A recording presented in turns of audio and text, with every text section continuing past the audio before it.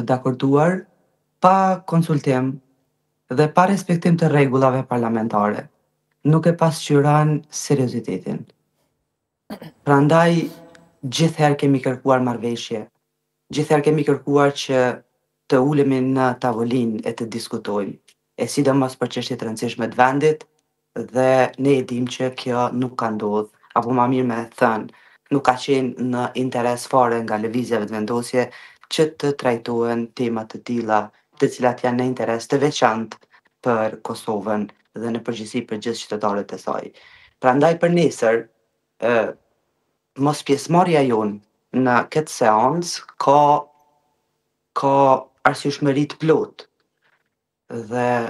me të vërtetë është vazhdim i talljes me të gjithë qytetarët, është injorim për gjithë shtetin e Kosovës dhe një çështje e tillë siç është buxheti i cili është në interes të gjithë qytetarëve të Kosovës, të gjitha komunave veç e veç. Ne mendojmë që do duhej të trajtohej më seriozisht, do duhet të ketë me të vërtetë një dakordim të subjekteve politike, do duhet të ketë kohë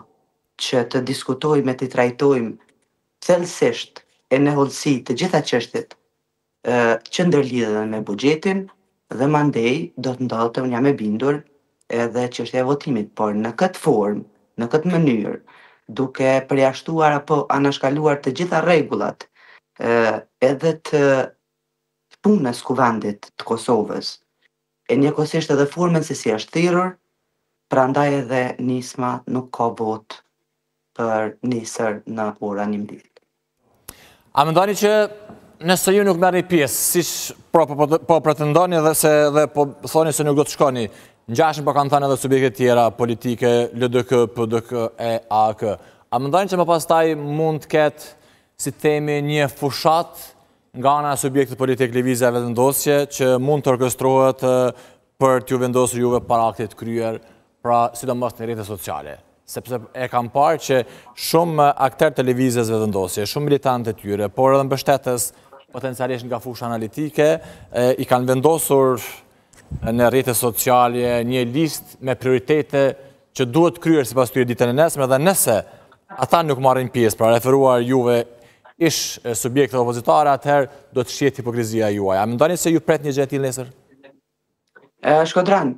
e gjithë situata për këta 10 muaj që ne kemi ardhur deri këtu, ka dhe tregimin dhe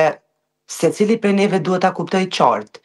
Është i vetmi subjekt politik shqiptar në kuvendin e Republikës Kosovës që i ka ofruar mundësinë e bashkëpunimit zotit Kurti. Jo vetëm për çështjet të buxhetit, por ju e dini, edhe për konstituimin e kuvendit, edhe për qeverinë e Republikës, edhe për të gjitha situata tjera, nisma ka qenë e